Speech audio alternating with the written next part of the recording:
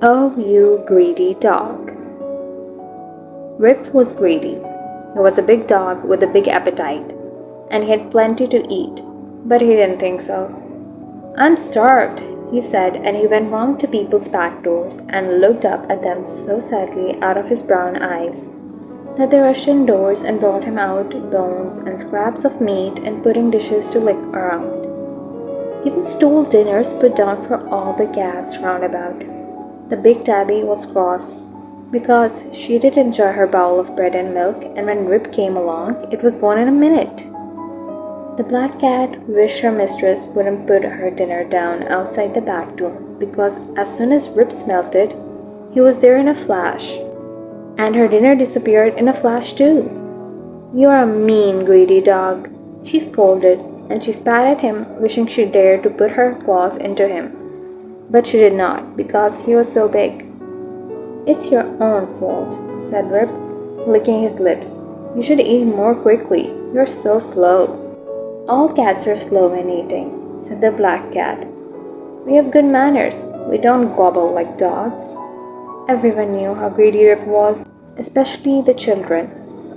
Sometimes they brought him old bones just to see him crunch them all up, one by one, and swallow them. He seemed to be able to go on forever. Now one day, two men wanted to burgle the house where Rip lived. We'll choose a night when the owners are out, said one. What about the dog? Asked the other. He'll bark like anything. That does not matter. There's nobody much to hear him round there, said the first man. The thing is, will he go for us? Is he kept loose in the yard or is he on a chain? Loose, said the other man. And he's a big dog too. He has a kennel in the yard. Is he the dog that's so greedy? Said the first man after a pause. Yes, but I don't see how that helps us, unless you're thinking of giving him poisoned meat or something, said the other. And I can't agree to that. I like dogs. I wasn't thinking of that, said his friend. Of course not. But I've got another idea. I don't know if it would work. What? Said his friend. Well, what about taking sacks of biscuits and bones and tidbits with us? Said the first man, and throwing them into his kennel. If he's as greedy as everyone says he is, he'll gobble a lot, and he'll be so fat that he won't be able to get out of his kennel. Kennel doors are always very small to keep out the wind. It's an idea, said his friend, but I don't know if it will work. We'll try it.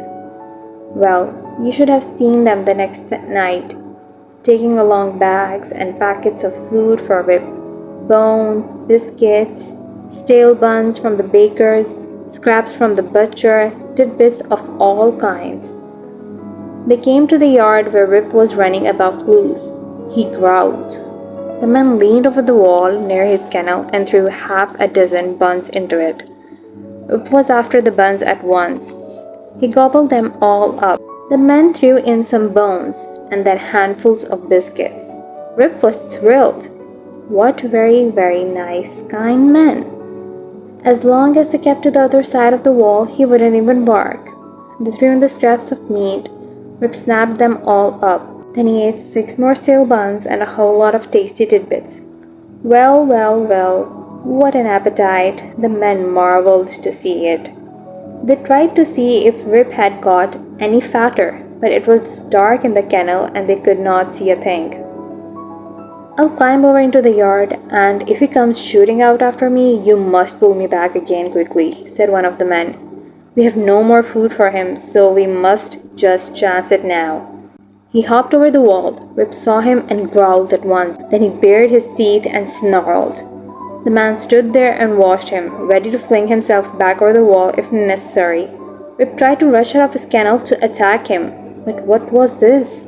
He could not get out.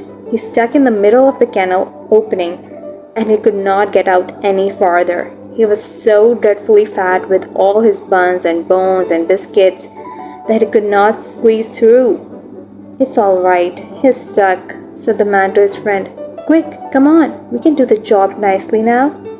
Both men went over to the house and forced open a window. Rip barked like mad and struggled to get out of his kennel.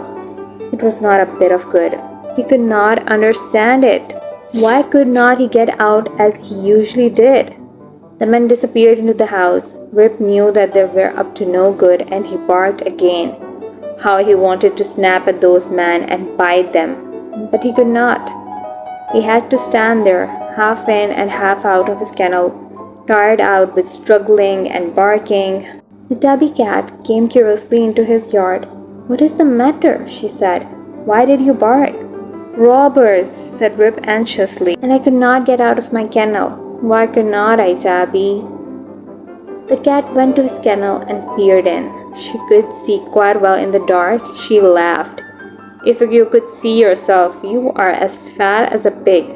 No wonder you could not get out. Whatever have you been eating?" Rip groaned. "Oh my, I ate everything those men gave me. It was a trick. They meant to make me so fat that I could not go for them." "Whatever will my master say?" His master said a great deal. When he got home and found his house broken into and his goods stolen, he went out to Rip with a whip. "What do you suppose I keep you for and feed you well for?" he cried.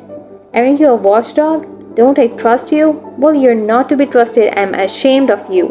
I shall whip you and hope that will teach you to guard my house properly next time. And what's more, you won't get fat so well. You don't deserve it." Poor Rip. He knew he deserved the whipping and he was very sad. And now he isn't nearly so fat because he doesn't get so much food. He doesn't even go around asking for any or stealing the cat's dinners. He has never forgotten that dreadful thing when he was so greedy that he made himself too fat to squeeze out of his kennel. The end.